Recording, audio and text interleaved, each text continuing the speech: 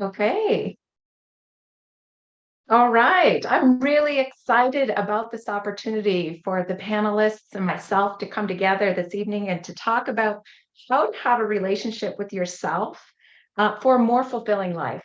I think this is an incredibly important conversation and a really powerful one for us to have, seeing as how ourself is the common denominator throughout our entire life. We just continuously become different versions of ourselves, and so many people are wondering, how can I have a more fulfilled life? Now, we have some incredible panelists here with their own expertise, and they work with their clients in different ways. And I have some questions that I'd love to ask. But before we get into that, I just want everyone to be able to introduce themselves. So, Leanne, would you unmute yourself and just tell us a little bit about who you are and what you do? Sure.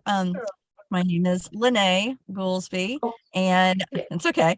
I'm the co-founder of Infinite Health Integrative Medicine Center in New Orleans, Louisiana. We have a niche focus on health optimization, age reversal, and regenerative medicine.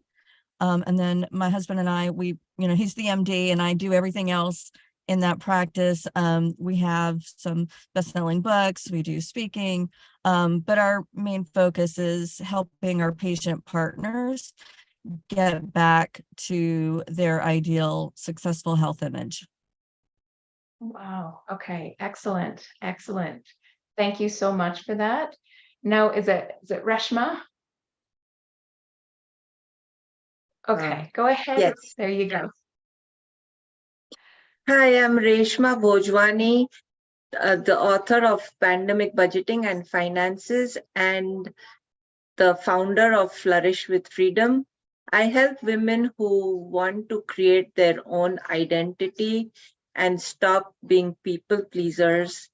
I help them with providing some simple tools that they can use on a regular basis while they're on their self-discovery journey, so that they can start being financially independent and fulfill their dreams, and also create their own path with freedom without worrying about what the society says and worrying about what people say, and just putting themselves first and living fulfilled lives. Wow, excellent, excellent. Thank you so much. And Julie, would you go ahead and tell us about you, please?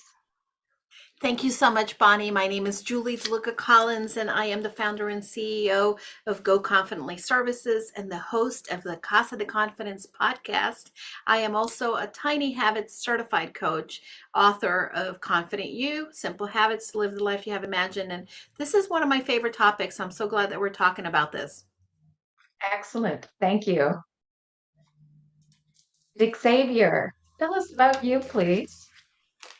Hello, my name is Xavier. I'm originally from North Carolina, but I've been living in Australia for the last 6 years. I am a transpersonal clinical hypnotherapist, a Reiki master teacher, a psychotherapist, and a coach.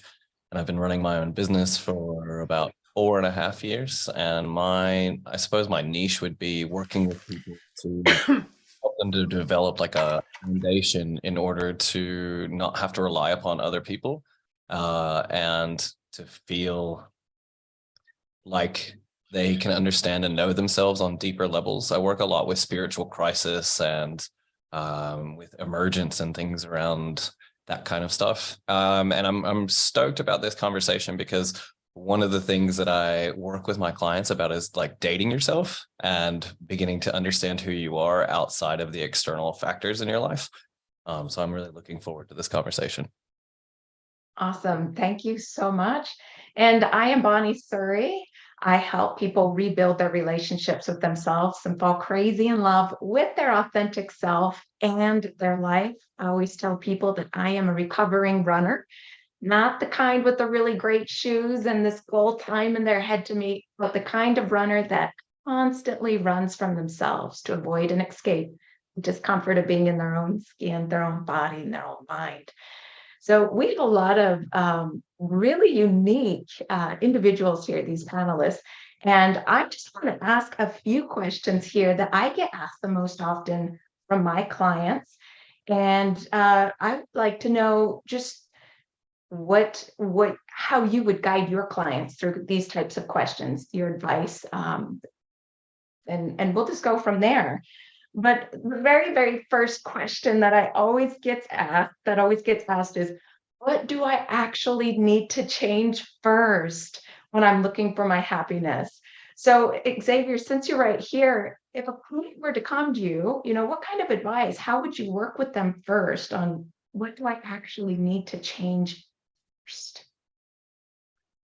So the way that I would approach that would be asking a curious question of like, well, what is it that is the first thing that comes up for you that you would like to work on? For me in my practice, it's important that we kind of negate this whole idea of I have to change things or I need to get rid of things in order to be a better version of self.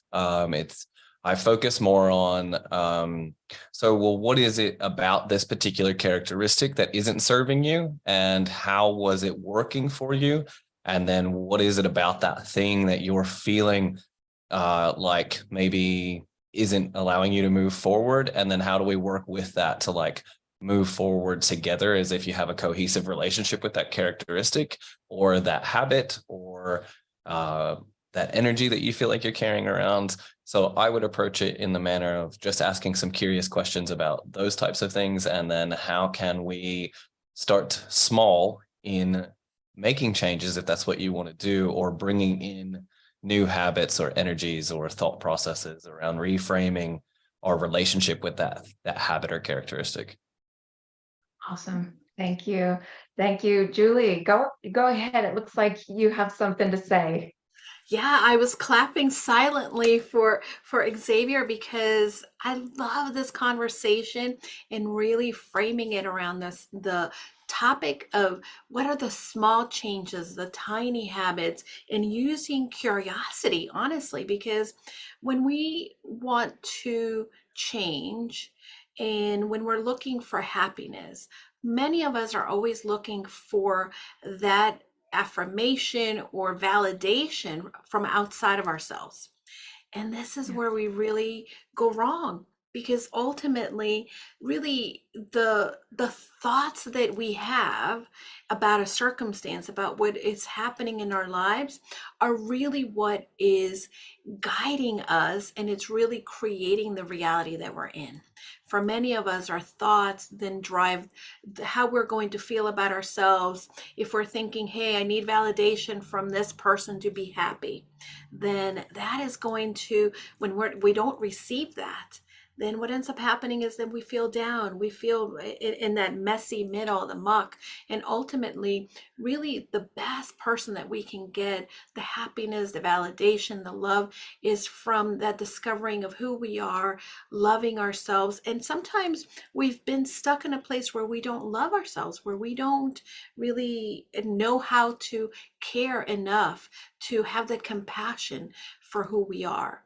So we have to learn that, and the only way to learn that is by making ourselves feel good. And we can't go from having one behavior of maybe being very ugly to ourselves, right? Like we could be from time to time, to all of a sudden being all lovey-dovey. So we have to make the transition by using very small, simple steps. That 1% as a tiny habits coach, that's one of the things that I help my clients in any scenario that we're working with, because change happens when we feel good. And it's really being able to start tiny, because tiny can then grow and really get us to the place where we want to. But this is a great start to the conversation. Thank you for including me in this great panel.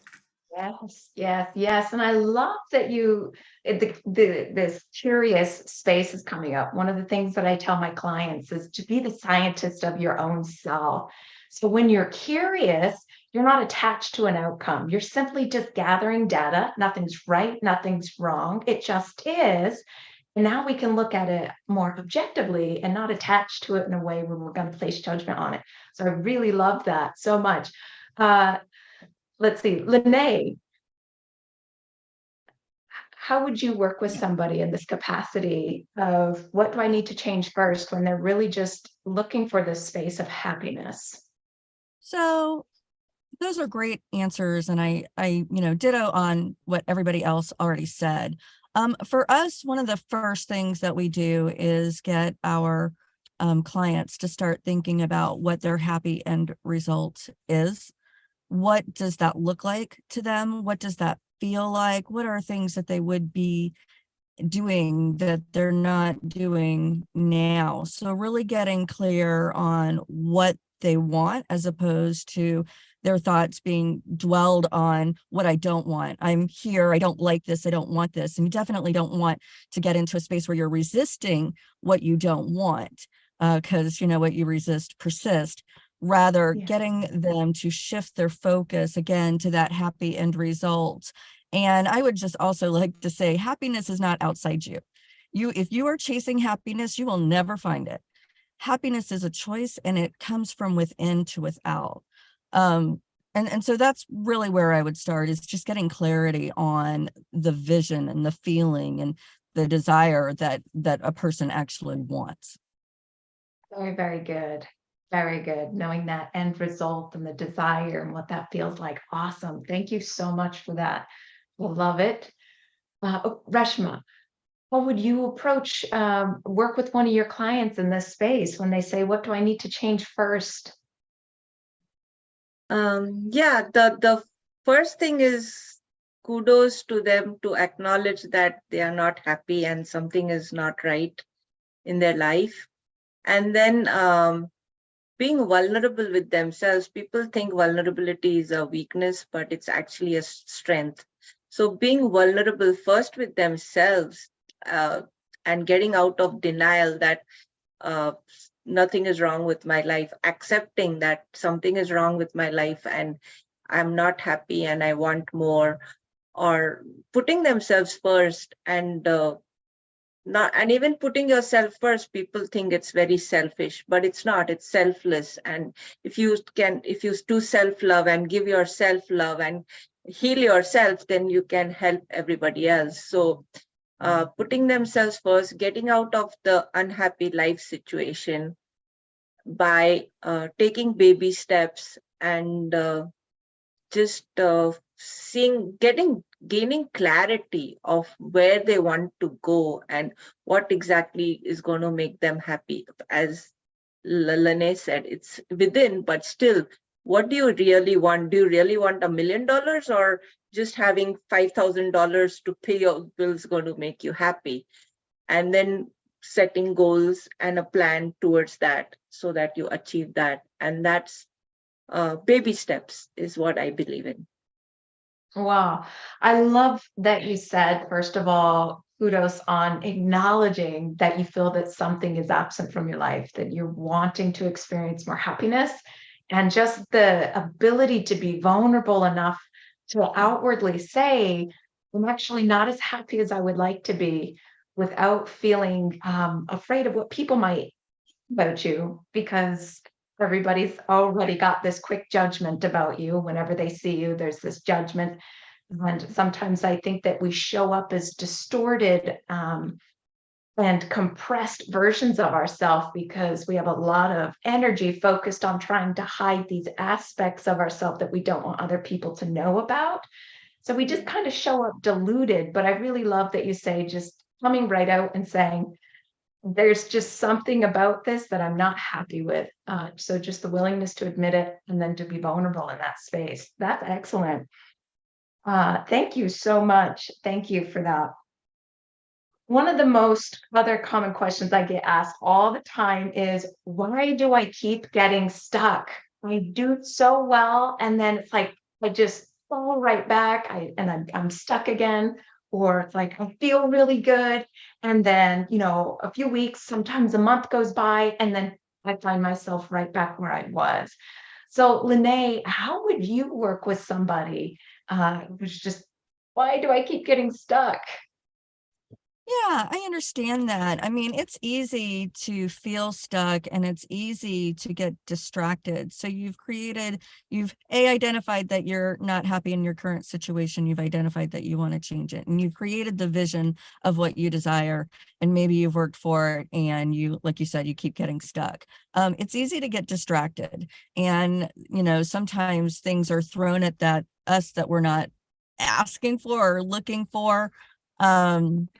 For us, it's really important, I think, to be surrounded by people who are going to encourage and inspire you, especially if you are in a living situation or in a work situation where maybe the vibration, if you will, the energy of the people around you are not supportive, are not enlightened or, happy, and they're not fulfilling what you're trying to do for yourself. So I would say definitely start curating individuals and groups and supportive people that are going to lift you up and inspire you, but also hold you accountable, right? I think having an accountability partner to make sure that remember you said this is what you wanted, so let's keep the focus there. I mean, I know oh, there's something shiny over there. Oh, this looks fun over here. And so it's easy to get distracted. So just curating individuals that will actually support you, empower you, and inspire you will help with that. Awesome. Yes, yes, the environment is so important. Thank you so much for that.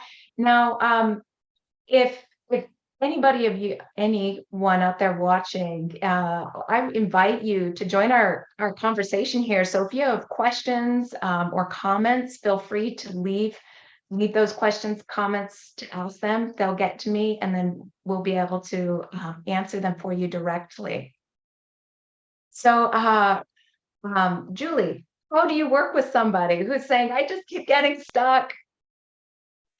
Yeah, getting stuck is part of the process. And I think that this is what people sometimes forget. We feel that, wow, there's something wrong with me because I see everybody around me, in this place, right? We're in social media right now. A lot of people consume somebody else's content, and we go to what I call that comparisonitis, that compare and despair, trying to be in somebody else's lane. And the first thing is really to identify, that it's normal to get stuck. It's normal to not get it right away. When we were little, and again, we use this example so many times, but it's so true. If we did not continue to practice walking when we were little, we would never get it. If we fell and everybody's like, oh, you're stuck, now you don't know how to walk, it's not how it happened. And I think that this is the one thing that for many of my clients, we talk about, hey, this is part of the process. We're not striving for perfection. We want to strive for good, better, best, excellent, and those are the steps that we take.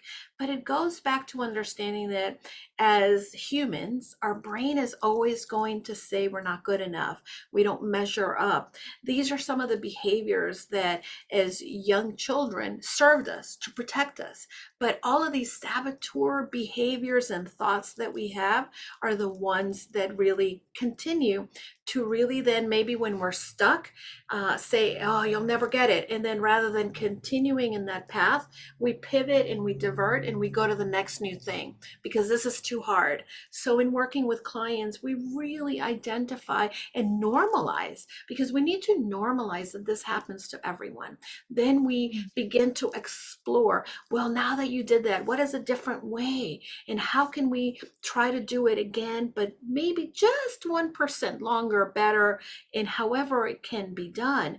But it's really one, identifying that it's normalizing that this is happening, that you're getting stuck. Number two, that it's not going to be the last time that you get stuck. Because again, if you have this behavior, this pattern is because it's ingrained in you, it's in your neural pathways already. And when you're creating new behaviors, you're creating new neural pathways.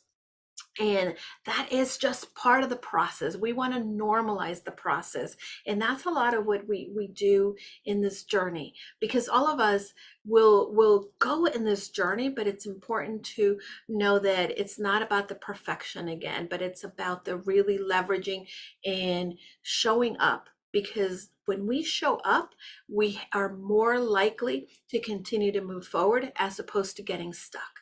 And that's really part of it in what I do with clients.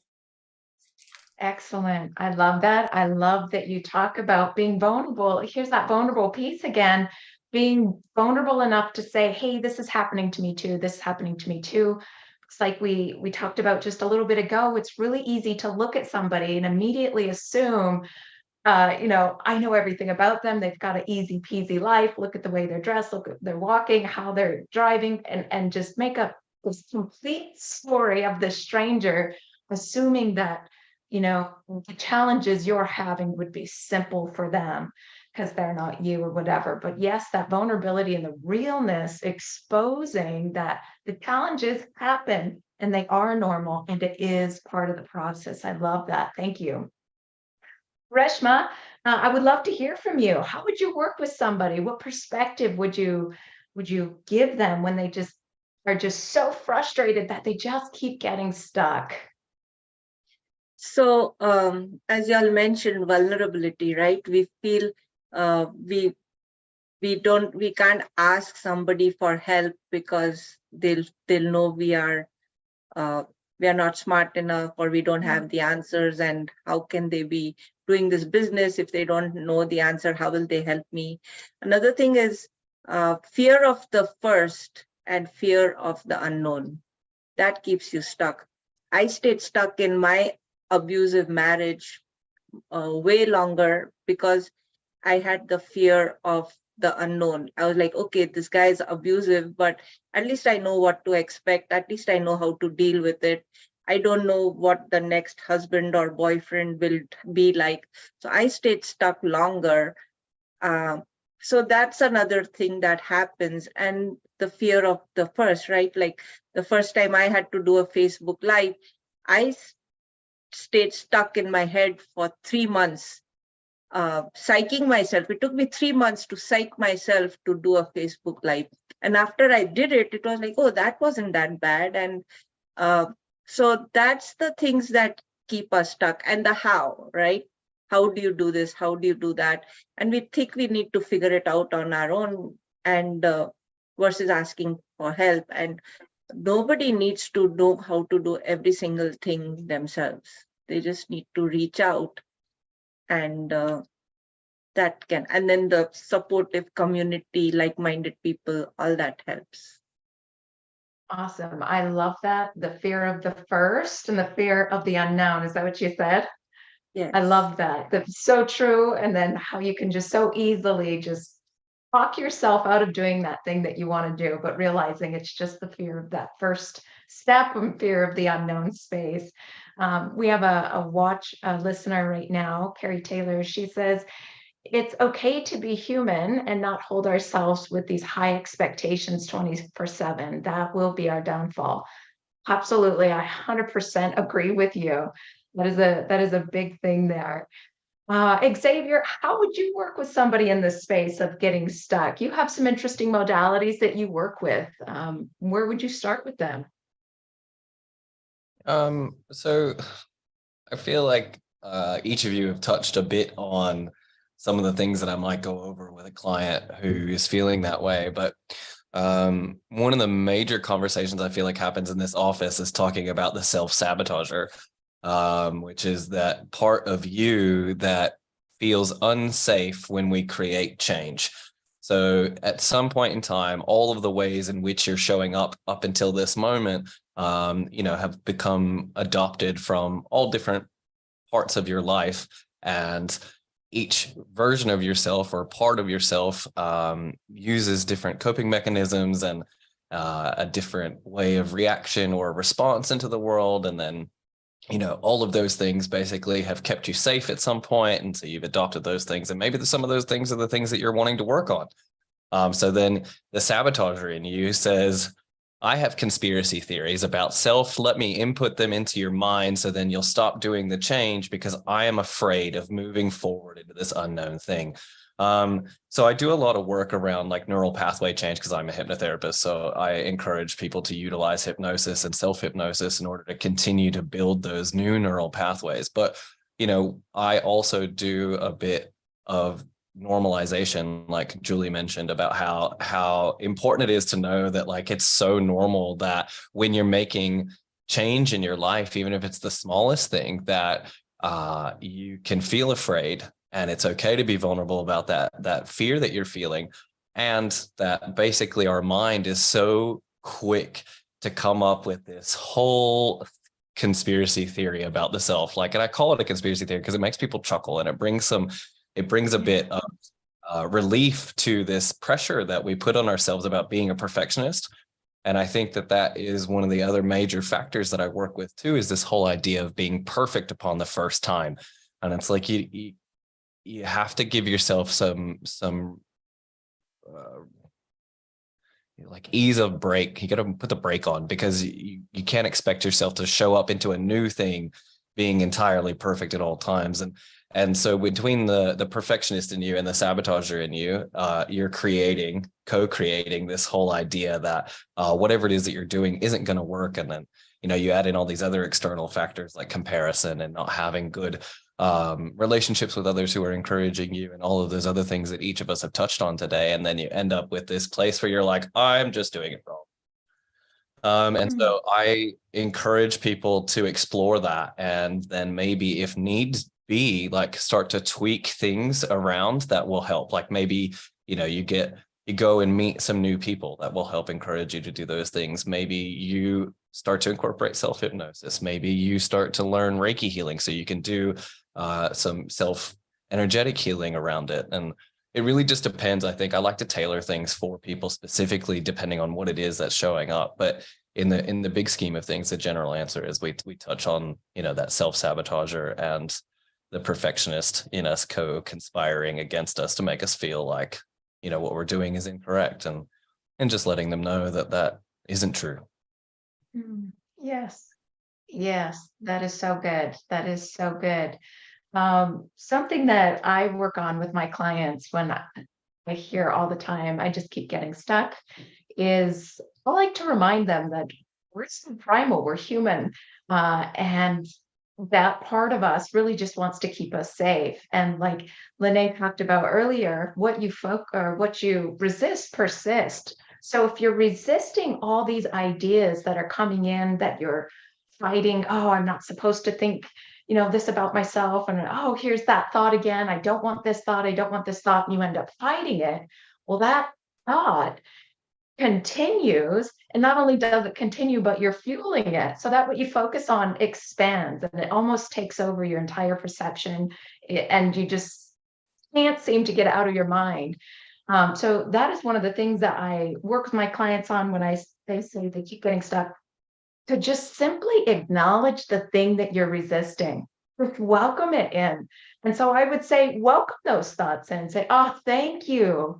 Thank you for trying to keep me safe. You're doing your job. You're doing exactly what you're meant to do. However, I'm going to do this thing instead.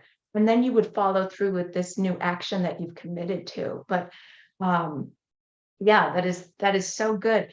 And now that we're kind of talking about this, before I move forward, does any of the panelists, do you have anything that you would like to add? Just go ahead and unmute yourself if there's anything like you would like to add. Well, from I anybody. would also say, in that negative self-talk where you're criticizing yourself for messing up, to forgive yourself. It's okay. Give yourself that forgiveness. We talk about forgiving other people, but how often are we conceptualizing that maybe we could actually cut ourselves some slack and forgive ourselves? I know when it comes to perfectionism, I fall into that quite frequently, and I'm really hard on myself. And so sometimes I'll do a thing just hoping that everybody else in the world isn't going to be as hard on me as I am. And chances are they're not, because people aren't really thinking about you. They're thinking about themselves. So I would just add that. Yes, definitely. That's a good point. Carrie Taylor, who's watching, says it's the little inner judge that sits on our shoulder. And that's exactly right. That's what it feels like for sure. For sure. So one of the other questions that I get asked is, I just want to be more confident. How can I just have even a little bit more confidence? So since you're here right now, Lene, what would your advice be? How would you work with somebody on building and developing that confidence? I think one of the best ways to build confidence is to do the thing that you're afraid of doing. I mean, because once you do it once, then you know you can do it. And then you're like, oh, well, what was I afraid of? And then you can acknowledge that you are capable and you are worthy and you've got this. I mean, you're a divine, infinite being in a body. You've got it. If you want it, take the action, the inspired action, and do it. So, confidence is built by practice. For example, playing the piano. If you want to get really good at playing the piano, but you feel like you lack the confidence or the skills or the whatever to play the piano, you may. But the best way to get over that is to actually start messing around and playing on the piano and do it. And so practice, I think, builds confidence in whatever, you're trying to accomplish with your life. Yes, so good, so good. Yes. Creating new evidence for yourself to support and to show that you can do that thing, creating that self-confidence. Reshma, what would you advise? How would you work with somebody in that space? Confidence for me is, once you gain clarity in what you want, then you get more confidence. And also being yourself, doing it your own way, not trying to, people have imposter syndrome because they are trying to do things the right way, the way somebody else does it.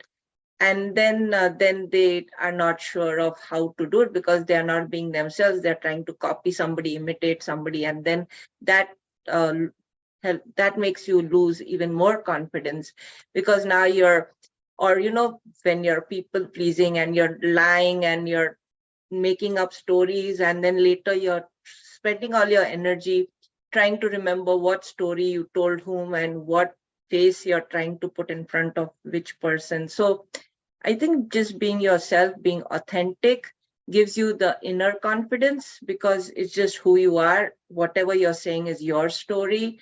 And so you don't have to make up anything. And there's no harm in saying, I don't know. Or the best way to do is learn from your mistakes, right? So then you don't have to create any facades. That gives you confidence. That gives you more courage to do the things you want to do. So I feel it's a circle, right? Like more confidence will give you more courage you'll do more things, more clarity. So I feel confidence, courage, and clarity is just a circle. And then that's how it works in my mind. Yeah, they definitely, confidence, courage, and clarity work so well together, because they, like you were saying, if you're trying to, like imposter syndrome, you really dilute your own energy, which naturally is just going to kind of make you feel shaky, uneasy, not balanced, not in harmony, because you're trying to be somebody that you're not. You're trying to pretend in somebody else's space, and that's not quite courageous, right?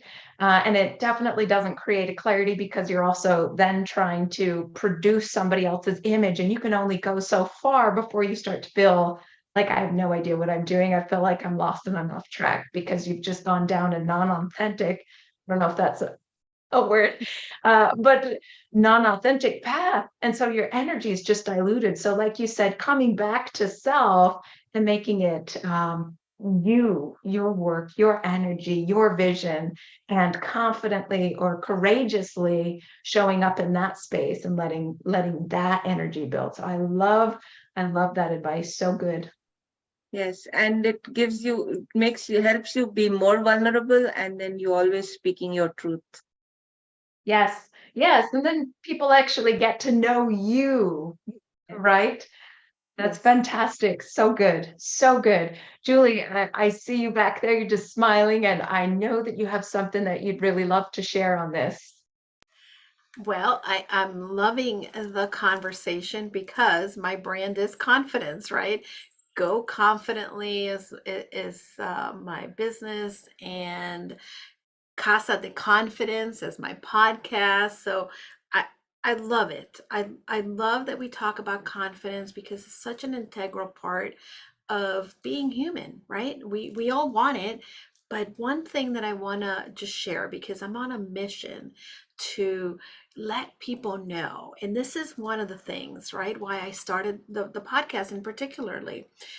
I had many people through my journey, climbing the corporate ladder, say, "Oh my gosh, you're so confident. I wish I could do that." Or, "You speak in front of people. I wish I could do that." Or, "You took this trip and you went rappelling or zip lining and you're so confident you did it." And the reality is that we don't always have confidence. We don't always feel confident. And, my fellow panelists share some really great things. And that's absolutely true. There is that cycle, when we don't know how to do something and we begin to try, like the piano example. What beautiful example, by the way. I love that. I'm going to have to borrow that. When we try and we get better at the little thing, then we're like, "Oh, I can do that better." And then we feel motivated to do it again. And then when we do it again, then we get better, and then we get more confident. And it's that cycle. But for many of us, confidence is going to be absent because that's not a space that we're used to living in. We live in that space of fear. We live in the space of judgment. And ultimately, you have to commit to taking the step. You have to commit to saying, "I don't feel it. I'm not good at it. I have failed before, but I'm going to go forward and do it." That's why I love and I've adopted the Go Confidently brand, because for me, go confidently in the direction of your dreams, right? There's gonna be a lot of messy middles when we're climbing the corporate ladder, when we're trying to achieve something, when we're trying to get better at the piano playing, but we still have to step forward. We still have to go. And we have to know that in the absence of confidence, it's habits. It's the habit of showing up, is creating, I am not very good at, right? Like right now, I'm not very good at running. I'm not a runner. I'm not a confident runner. But if I show up and start practicing and make it a habit to incorporate into my life, then although I don't feel it, and some days, even when I'm a runner, I may not feel very confident at my skill, showing up will allow you to keep moving forward. And that's what we're looking for, is to get closer to what we envision, and embodying the vision we have for ourselves, for our lives, for what we want it to be. And that's what confidence for me is that showing up consistently and leveraging the habits that we create. And for me, habits are a very big piece when it comes to confidence. That's so good. That is so good. I love that you continue to reinforce just showing up. Some of you may or may not know, I used to work side by side with Bob Proctor, helping him in his seminars and doing that type of facilitating, working with his staff. And one of the things Bob used to say all the time was, ask yourself these two questions: am I able and am I willing? Science and theology, the only two sources of information that we have to go to tell us about ourselves and about human potential, say absolutely 100% without a doubt, you are able. But only you are able to fully answer that second question: am I willing? Am I willing to get to that first and the unknown? Am I willing to do that thing that I've never done before, but I really have this desire to do, to get through that uncomfortable, messy part of walking, right? Learning to walk. If I just fell and never got up again, I would never learn to walk. So confidence is that step building. Xavier, in what capacity? How would you work with somebody who's just, how do I get this confidence? Yeah, so everyone had some really great answers that I feel like, again, I would incorporate a lot of that into the conversation that I'd be having with a client. And I'm a big believer in exposure therapy. So like Lene said, like just go and do the thing that you're afraid of, like, because then that's going to help you practice to build confidence. But my big thing would also be like, okay, cool. So you want to be a confident individual, but what kind of person do you need to be, or what kind of characteristics do you need to start to bring into your awareness and into your life that then create this confident individual? And what kind of things does this confident individual want to participate in? And then how can you start to incorporate those things little by little into your life? Because yes, practice is an incredible thing that you can do, but you can also, because I don't like believe in the whole idea of like fake it till you make it, because that's not authentic to me. But I do believe in trying to incorporate more things that will just encourage you to feel independent and confident enough in yourself, and that trust in within yourself to like start to incorporate new things that match up in vibration with who that confident person is. So like just exploring more about what kind of a life would you live if you were confident, and then how can you start to do that now? I love that. I love that you said the fake it till you make it, where I'm not a fan of that. And it's okay. Some people are, because I think that if you continue to tell yourself, I'm just going to fake it till I make it, you may come to a space where you never fully recognize that you've made it. So you've always just trying to fight for something that you've already accomplished, but you're not willing to acknowledge it. But I love that you're saying to consciously choose this behavior or image, this thing, and consciously demonstrate it in your life and to build on it that way. So there's no faking it. Again, it's this practicing of something you're not doing, but you're consciously choosing to do this thing. So it aligns with this image that you ultimately have of yourself that you want to merge with more fully. I love that. I love that so much. Now, I have one more last question here. Before I get into this last question, panelists, is there anything that you want to say? Do you want to add to anything here? Okay. All right. So this last question, it comes up in conversation like this. I feel like I have to keep fighting with myself to do the things that I really want to do. But if I want to do them, then why am I not just doing them? Why do I have to fight myself to do it? Xavier, since you're here right now, front and center, what the heck? That's so confusing, but I know that we can all relate to this. How do we work with this? Oh, it's so much more comfortable to not, isn't it? Like to just not do the things. It's easier, it's comfortable, it's familiar.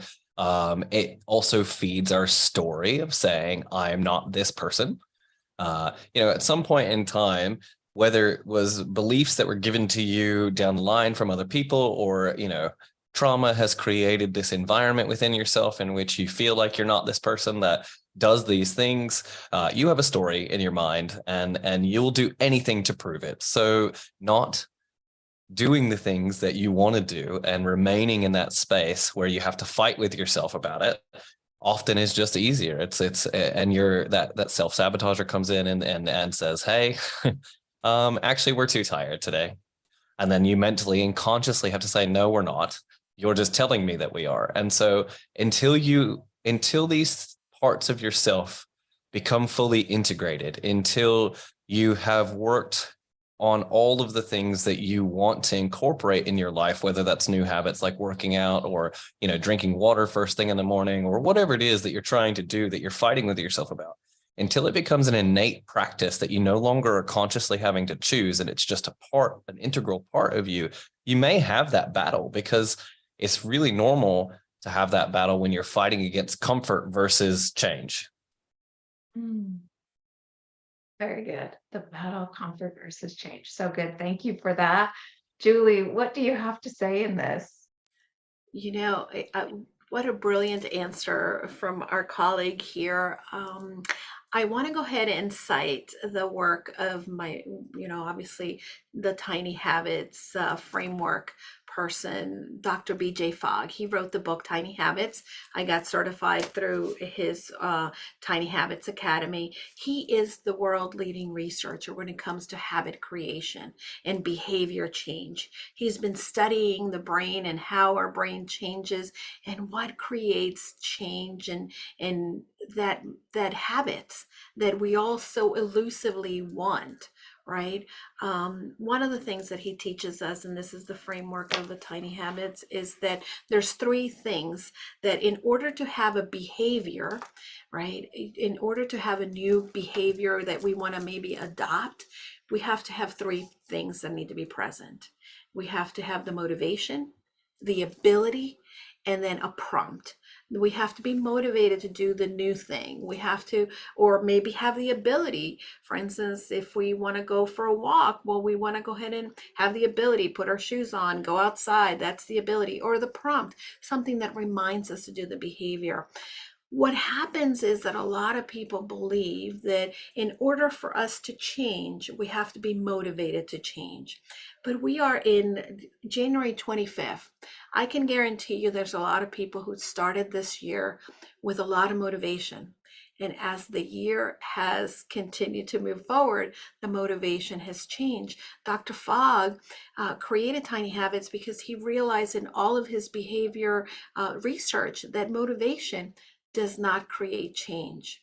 Motivation, the harder something is, right? And as you started the new year, the harder it becomes to get up to go to the gym at 6 a.m. when it's snowing, then the motivation is not there anymore. So this is why we want to go ahead and start tiny. We want to go ahead and create something that is sustainable. And then we begin to automate the process. So then we begin to create the ability and we begin to create the prompt. Tiny Habits is about finding the places in your life in which you already have automations, right? So for instance, for me, I wanted to be able to drink more water in my day. So I was not always motivated to drink a jug of water. So what I started to do is just to find the prompt, the places where I have odd automations. My big automation is letting my dogs outside every morning. They have to go. I have no choice, right? I can't let them go in my house.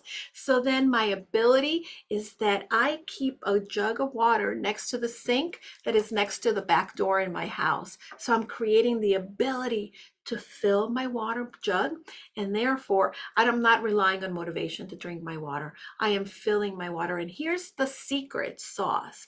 Your brain changes when you feel good. So if I fill my water bottle and that's all I am going for, that initial 1% change, I'm going to just fill my water bottle and I do it and then I celebrate myself for actually doing it, then my brain is like, oh, I like that feel good feeling. Going back to the example of that baby getting up to walk, this is why the baby kept trying, because, oh, they're clapping at me for falling and getting up again, right? So then we want to have that continual feedback that we're doing well, and that's when our brain begins to change. So when we automate new behavior with existing automations and we celebrate the process and we celebrate our ability to do it, don't rely on the motivation, because the harder things are, the more motivation you're going to need. So rely on your ability to do things when you're really creating your ability and you're pairing it up with a prompt so that you can succeed. In that little tiny step, like a plant, it will grow, because then you can expand on it. And that's really what I think is something that we can really rely on. And I hope that our listeners and viewers will take that little nugget and start to incorporate it into what they're trying to accomplish in their lives. Fantastic. I love that. And going off of what Xavier said also is, just a lot of things that I hear is, well, I just don't feel like it. Well, sometimes you don't feel like doing it in the beginning, but when it comes to exercise, or like you said, those wins and feeling good about it, after you've done it, generally you feel really great. And it's just getting up that you've already made the decision, you've already committed to it, and then being willing to follow through with it. So that am I willing piece again, but I love it.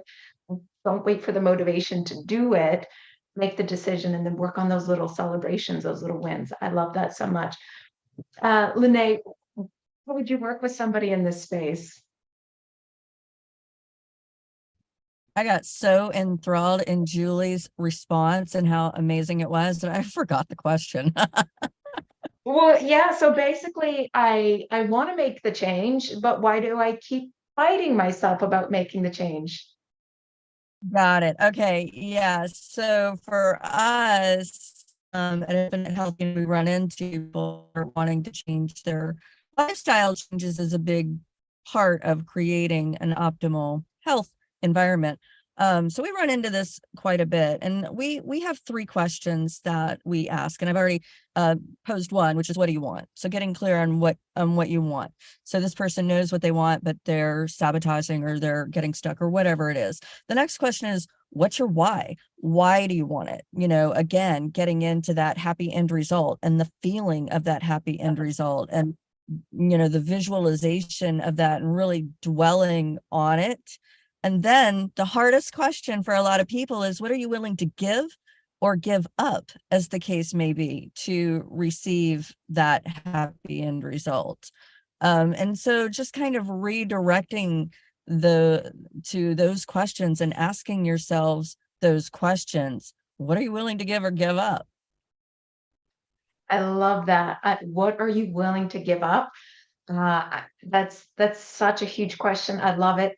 I wasn't going to even talk about it, but that could be a whole nother thing. But it's really important, especially when you are trying to move into a new space, because oftentimes we try to take the versions of ourselves that we were and hold on to that and think that that version is what's going to fill this next space for us, that this next phase of life, this next goal, this next adventure that we're working on accomplishing. And the truth is that version of you's gotten you to where you are, but there's other parts of you that you're going to need to activate and parts of you that you're going to deactivate so you can fully merge with more grace, if you will. But yes, what are you willing to let go of that just isn't going to work in this new space? I love that. Thank you for that response. That's so good. And Reshma, how would you work with somebody in that? When they resist change, you mean? Yes, when you want it, but you're resisting it. Right. So if the change is forced on you and you're doing it just because people say that's the right thing to do, and it's not really coming from your heart, or it's not going to give you any joy, then it doesn't motivate you or inspire you or anything, because it's not your own decision by choice, right? And of course, any new path is always very more difficult, so people don't like change. So then they resist, and then they procrastinate, and then there's paralysis analysis and all that stuff. But if you really want change for yourself, then you're ready to go that hard path and do the things you need to do, right? And it doesn't mean there are no obstacles and that other path is bed of roses. That's not the case. But because it's you who want it and it's for your happiness, you do the things you need to do. Like when I had a choice of staying in my unhappy marriage or moving or leaving and divorcing, right? So divorcing is a totally new path, and I have no idea, like fear of the first, fear of the unknown, all that, but it was still more exciting, and I was ready to go through whatever new obstacles I had to go through, which might have been even more difficult than staying in this unhappy marriage. But that time you go through it, and then then the fears go away, and the courage comes in automatically, and the confidence comes in automatically, and you take the steps that you need to take no matter what. And that time you don't procrastinate, you don't resist, you just go with it. You take the next first baby step, and you just go step by step without worrying about, because you don't even know what your new path is going to be. You just know it's going to be different or better for you than where you were. That's my thoughts about it. So good. That is so good. It just what I hear is just when you're done tolerating a certain type of discomfort in your life, you're willing to take the action. It's not, you're not compromising with this discomfort and, settling and continuing to do it anyways. You're saying, no, I'm done tolerating this level of discomfort in my life. What change is my only option? And you do the action, and there's just this desire that acts as the fuel, as the motivation. That's so, so good. This has been a fantastic conversation. I hope and I trust and I know that those watching definitely had something to gain from it. I did. Everybody here, the panelists, wonderful, wonderful perspectives, advice, tools to work with. And it just, what an awesome, awesome opportunity and conversation we've had here. Now, Sophia, I believe that there was something that you wanted to let the audience know about, some content that's available to them from the panelists, if you want to talk about that.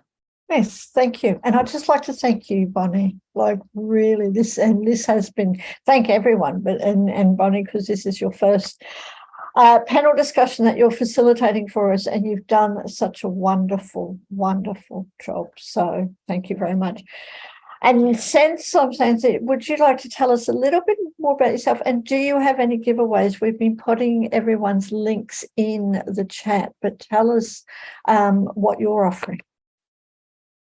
I'm offering a stress to calm self-guided workbook, and it's got these wonderful scientifically proven simple exercises and tools to be able to really help you get to a mindful space. So it's a mindful guide, self-guided. There's no certain way you need to use it. Just pick one that feels good and right for you in that moment when you feel particularly off balance and stressed, and you just want to come back to a more calm and centered space. So that is what I'm offering there. Thank you. Thank you. And for everyone who is watching, do click on those links. And what about Lene? Do you have any offers that you'd like to give all our audience members? Sure, I have two, if that's okay. We offer a complimentary discovery call at Infinite Health. So you can just go to yourinfinitehealth.com for that. And then I am offering my free book. It's 7 Sundays to Sweet Inner Serenity. If you can reach out to me at yourinfinitehealth.com website as well, and I will be happy to send you a copy of that book. Wonderful. Thank you. And Reshma, what about your beautiful self? Tell us about if you've got any giveaways, but also tell us about your tribe. Yes, I'm the host of Flourish with Freedom, and I do that every Fridays at 6 p.m. Eastern Time, which is Saturday at 10 a.m. Australia Eastern Time. So I would love to anybody and everybody to join me, and we have wonderful conversations so that you can live the life of your choosing and create your own identity. So we have fun conversations. Yes, thank you. We do certainly do that, and I thoroughly enjoy it too. So thank you for that. Julie, what about you? Do you have any giveaways that you'd like to share with our audience members? Yeah, absolutely. Thank you so much again for having me. And Bonnie, I want to echo that what a wonderful moderator you are. I appreciate your time to be here and guide us through this discussion. I want to invite people in the links that have been shared with you.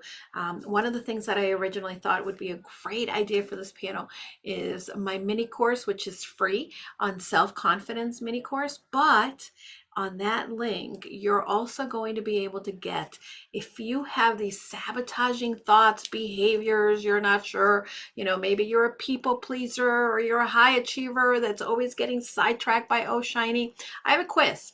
Figure out what your saboteur is. Figure out what is sabotaging you.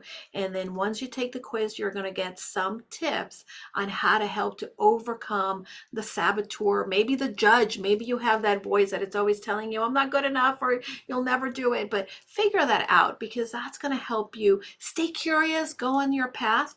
And the next thing also is, if you want to learn more about tiny habits, you can sign up to do a free 5-day course in which I do coach you on tiny habits for 5 days. It's free, and you will also get some of the content from Dr. BJ Fogg. So feel free to sign up for that, and you can find me on the website through the links that have been shared with you. So thank you again for having me, everyone. It's phenomenal to be here. I love spending time with your community, Sophia. Thank you.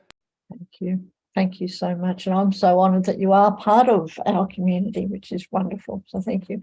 And Xavier, what about you? And thank you for joining us too. Do you have any gifts that you'd like to give away? Any programs? On my website, which are in the links you can find in the products, there's a couple of free PDFs that help you explore yourself. And if you are local to Australia, I run every fortnight on Tuesdays at 6:30 Australian Eastern Standard Time in person, something called Soul Tribe Sessions with my wife, Chell, in which we are hosting like a group exploration of self and your spiritual journey. So if that interests anybody, you're welcome to come to that. Definitely. Thank you. We will put all those details in the chat. And again, I'd just like to thank everyone. I'd like to thank our amazing VA, Angel, who's in the back, putting everyone's links in. And thank you to Carrie and everyone else who has been watching us, and Carrie, for all your comments. They've been really, really appreciated. Coming up tomorrow, in fact, coming up in 24 hours from now, we have, what do we have? We have the perils of positive thinking. That is going to be a very interesting conversation, because so many people think that positive thinking is great. So tomorrow there is a different take on it, the perils of positive thinking. In 24 hours, do look out for that, for everyone who is watching live, and for anyone who's watching the replay, check out the links. We have more than 20 panel discussions coming up from now until the end of March, and then there'll be more. So click on the links for all of those, and I'll give you more details. And lastly, but not finally, for anyone who's watching, come and join us. Come and join our community, our sacred community. You can join us today just for $1 Australian, and for that you get to try everything out. We have over 20 special interest tribes, including Reshma's Flourish for Freedom tribe. We have self-love puzzle pieces, the path to self-esteem. We have tribes on human design, astrology, tarot reading. There is so many tribes that you can try out for 3 weeks just for $1 Australian. And then after that, it's just $15 Australian a month to keep going. And you can come and join all our panel discussions as well, live here on Zoom. So again, wonderful. It has really been an honor, truly an honor, to have you, all our beautiful panelists with us, our amazing panelists with us today. Great conversation. I'm looking forward to watching the replay, listening to the replay as well. And for everyone out there who's watching us, have a beautiful day. Thank you so much, Sophia and Bonnie.